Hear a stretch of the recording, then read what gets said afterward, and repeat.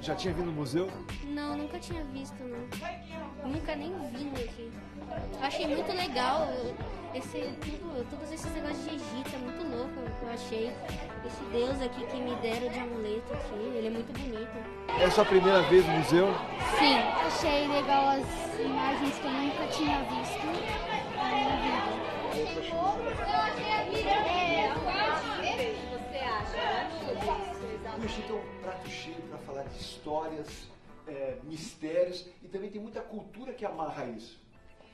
O Egito é um tema misterioso, trata do início da nossa civilização e também é obrigatório no currículo acadêmico.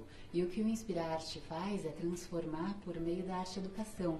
Ele leva os assuntos que as crianças e jovens estão aprendendo dentro da sala de aula com os professores para discutir dentro do museu.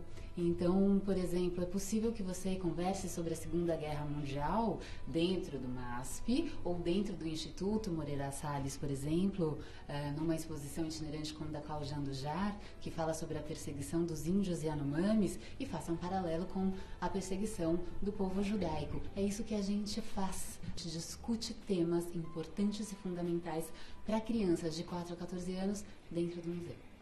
Eu quero saber como é que está sendo o impacto dessas crianças. Né? Quando vem aqui, tem muita gente que nunca viu um museu, não tem essa história?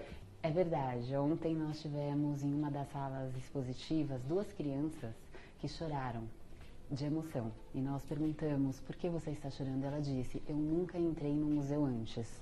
As demais crianças comentavam como é instigante, como é interessante aprender o que você está tendo dentro da sala de aula, dentro de um museu.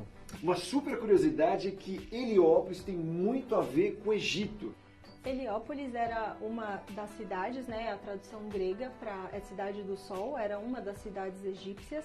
Aqui a gente está na tumba da Nefertari, ela foi uma das rainhas mais importantes do Antigo Egito, ela foi uma das esposas do Ramsés, é um dos faraós que viveu mais tempo, ele viveu durante 90 anos. O tempo que os faraós viviam era muito pouco, né, nessa época. Então, 90 anos, ele era considerado um deus, praticamente, por tanto tempo que ele viveu. A gente está numa reprodução didática, não dava para trazer uma tumba do Egito aqui para o Brasil, mas ela reproduz exatamente uma das salas que a gente encontra nessa tumba, que está no Vale das Rainhas, né, no Egito. É uma das salas que a gente tem lá. Aqui a gente tem o hieróglifo que significa Heliópolis. É uma parte que as crianças gostam muito de conhecer, onde elas se sentem mais próximas de tudo que a gente está mostrando aqui.